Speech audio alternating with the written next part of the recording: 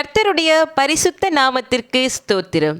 இன்றைய வசனம், என் மகனே கேள், என் வார்த்தைகளை ஏற்றுக்கொள், அப்பொழுது உன் ஆயுசின் வருஷங்கள் அதிகமாகும். நீதிமொழிகள் 4:10. இந்த நாட்களில் நம்மில் பல பேரிடம் மருத்துவர்கள் சொல்லியிருக்கலாம், நீங்கள் தொடர்ந்து மாத்திரைகளை சாப்பிட்டுட்டே தான் இருக்கணும், உங்கள் ஜீவனுள்ள நாளெல்லாம் நீ ஸ்கேன் எடுத்து பார்த்துக்கிட்டே தான் இருக்கணும், உன்னோட சரீரத்தை நீங்கள் பரிசோதித்து அடிக்கடி செக் பண்ணிக்கிட்டே இருக்கணும் அப்படின்னு நம்மை பார்த்து மருத்துவர்கள் சொல்லியிருக்கலாம். இந்த வார்த்தைகள் நம்மளுடைய இருதயத்தில் பயத்தையும் கலக்கத்தையும் உண்டாக்கியிருக்கலாம்.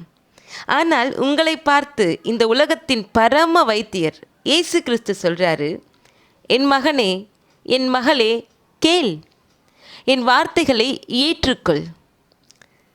இந்த வேதாகமம் முழுவதும் ஜீவனுள்ள வார்த்தைகள் நிரம்பி இருக்கு.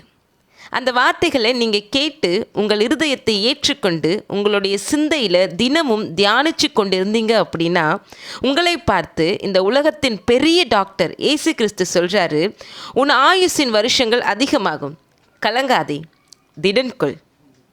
ஆமேன்.